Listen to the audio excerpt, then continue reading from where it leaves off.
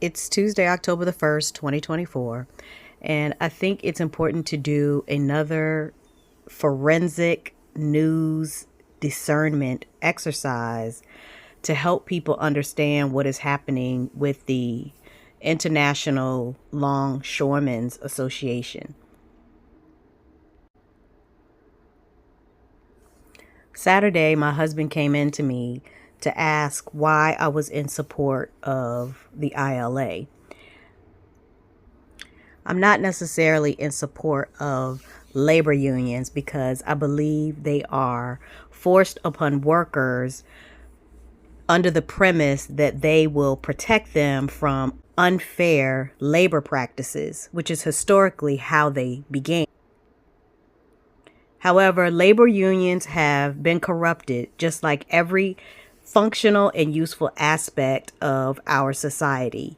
And so it is not the ILA that I am in support of. It is the workers, because the workers deserve this kind of representation and advocacy just as he does and does all of our families.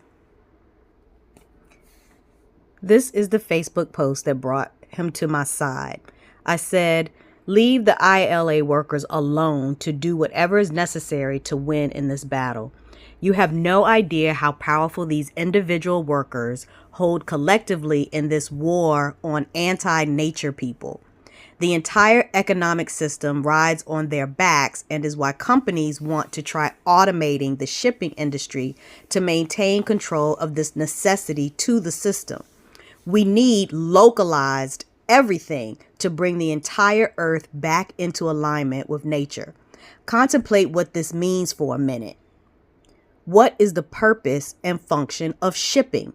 How do consumers benefit versus how corporations benefit? What then is the impact on access to natural foods and medicines? And how might that benefit the Department of Defense? Keeping in mind that famine and poor water quality are tremendous assets to military initiatives. I hope with everything in my being that they have prepared for this and that their individual families at home have done whatever has been necessary to prepare their households and that of their neighbors for when this hits, because it will be a game changer if they force the top 1% to bow down to their demands. Keep in mind that what the media has been reporting is that every day, 24-hour period, the industry who they are striking against will lose $2 to $3 billion per day. You can be certain that those workers are not being compensated at the rate of revenue being generated by this shipping industry. Another consideration is that these workers are not being paid while they strike, which is why it is important that they had prepared their own families and household for however long this process might take. This means that the corporations should also save money in expenses in salary payments. So if those do not balance out in some way that are significantly impactful, it validates why what these workers are doing is important, because it will have a domino effect. As days go on, whatever the implications are should cause the rest of the community to begin to ask questions about why they aren't able to access something or why the price might change for something. Because again, we are talking about shipped goods. We are not talking about goods that should be manufactured and produced within our own country. If we have a government who cannot sustain us with goods and services that are provided within the country, how could we ever expect them to be able to support us being able to do that locally? I hope that makes sense.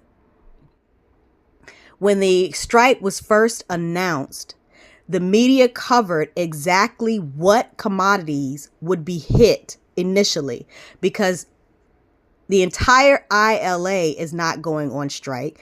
It is 14 ports that are going on strike. And out of those ports, what they predicted the most significant impact in commodities would be are cherries, chocolate, bananas. So that's your food. And yes, that is food that can spoil.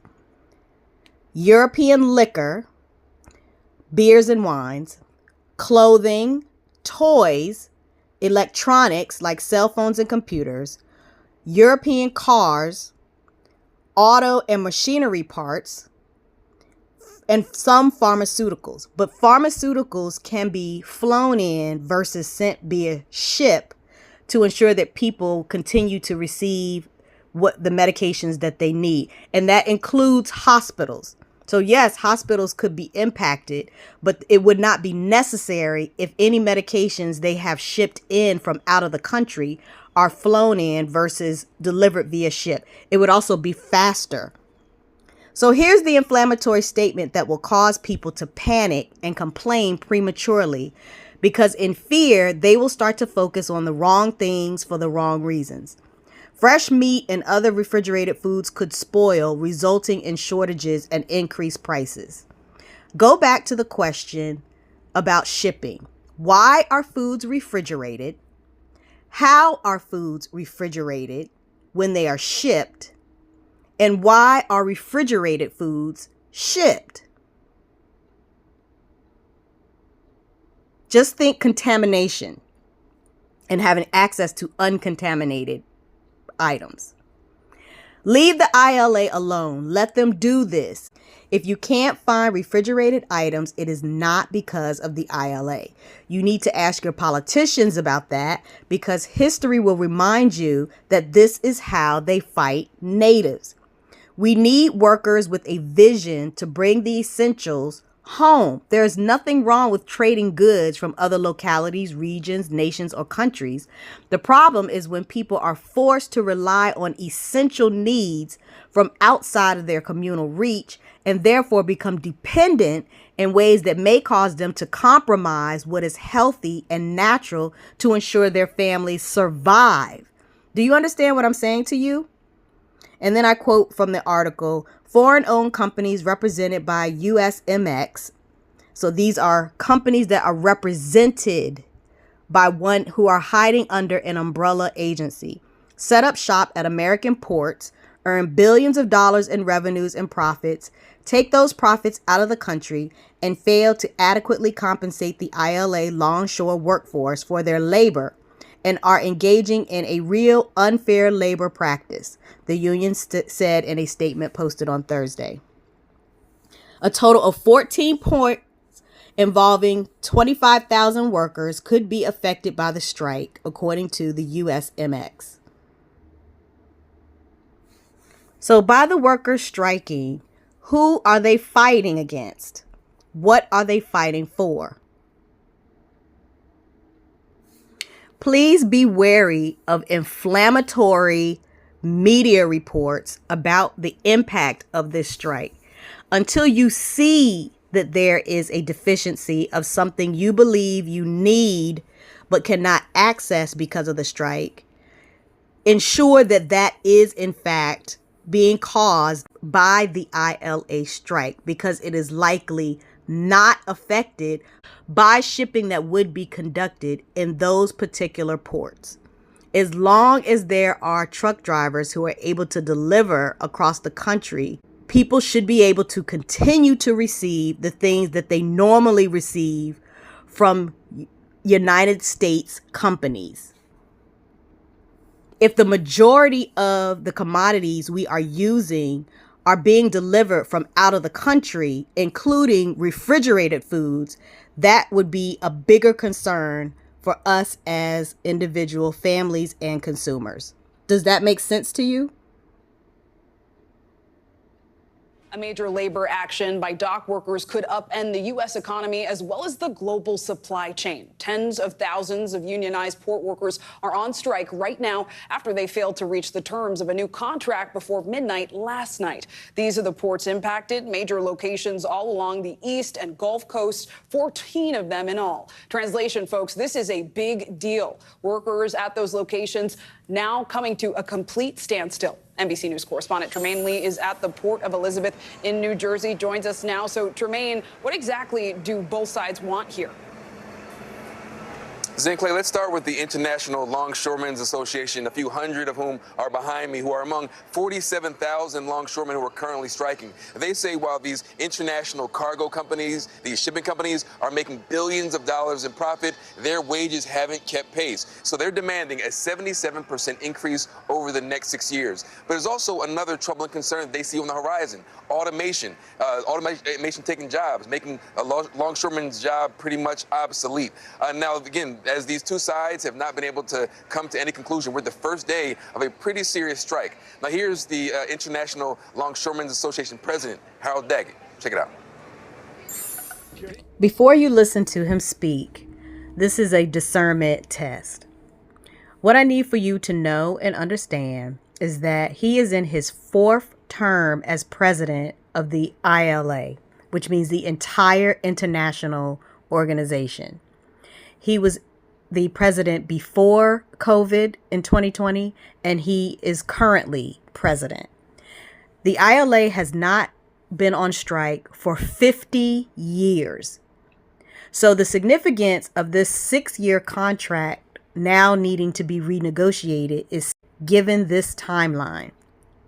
What I shared with my husband is that I suspect that the forced work the longshoremen did during the quarantine allowed the companies represented by USMX an opportunity to look at how they were able to manage these ports.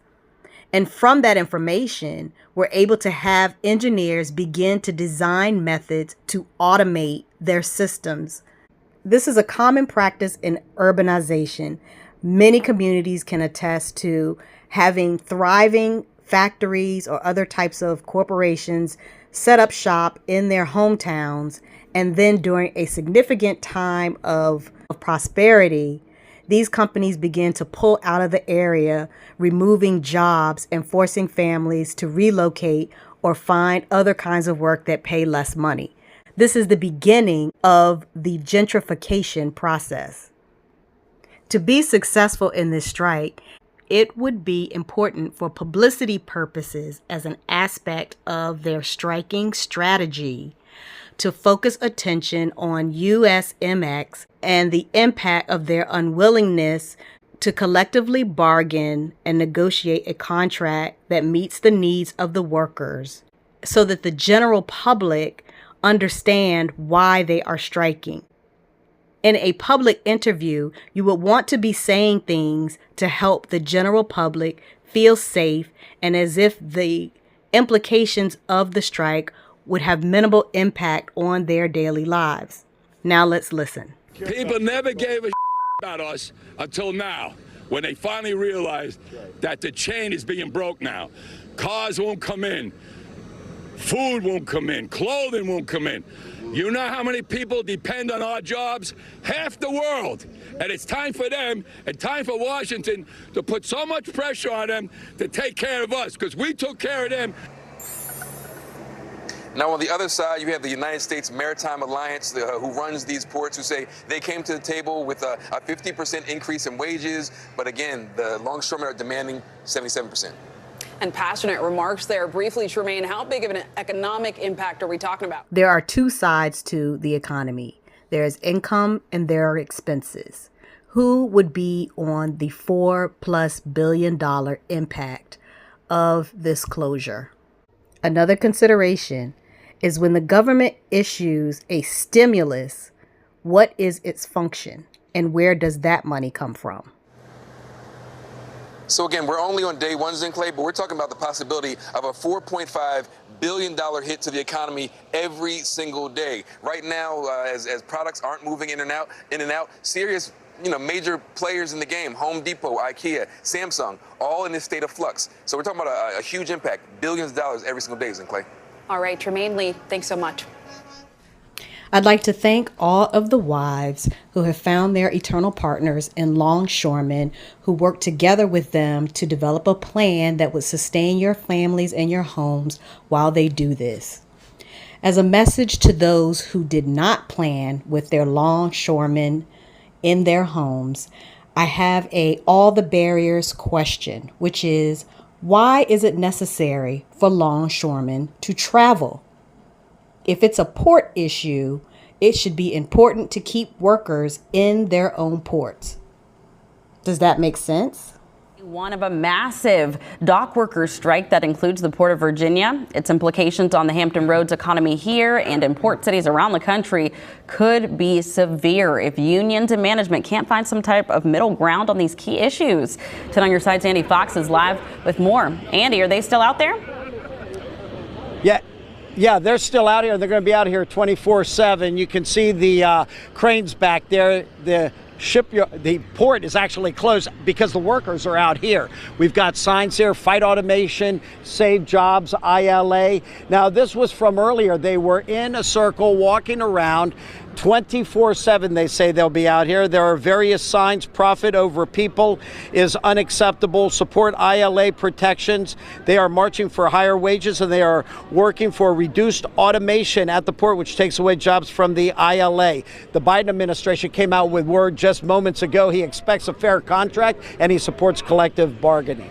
This is Beatrice. And Beatrice, hi. What would you like to say about why you're out here today? Well, I'm marching because I think that people don't really understand the job and what we do. They don't understand. They say, you're a longshoreman. Oh, that's good money. And it is. But they don't understand the sacrifices we make. We work in inclement weather, the rain, the snow, and just the other day we worked in a hurricane watch. So they don't understand. But Beatrice, and it's also important that the longshoremen, you are the people that load and unload the cargo ships. Absolutely, absolutely. And they don't understand also that we worked during COVID. We never stopped working. And we made a great sacrifice in doing that. And we were never compensated for it. What is your message to the foreign countries that own a lot of this? I mean, that's who you're really negotiating with. Yes, just understand the sacrifices that we make for our family and our loved ones. We want to go home at the end of the day with our loved ones, and we deserve an increase in our pay. We deserve that. Beatrice, thank you. Down here, they call her Miss B, right? Yes. Yes, they do. All right. And I'll tell you, you're the best dressed down here. All right. You are. All right. Thank you, Miss Andy. B. Get I some appreciate rest. it. Thank you. So that's it. And, that's just one of the 200 workers down here saying, listen to us. This is what we want. And it should also be noted that President Biden sent a message out of the White House saying that he is supporting collective bargaining, and he wants management to come to the table with what is considered to be a fair contract. That still needs to be worked out, exactly what fair contract means. Well, that's the latest. I will be back here live at 4 down here at the port in Portsmouth. Andy Fox, 10 on Your Side.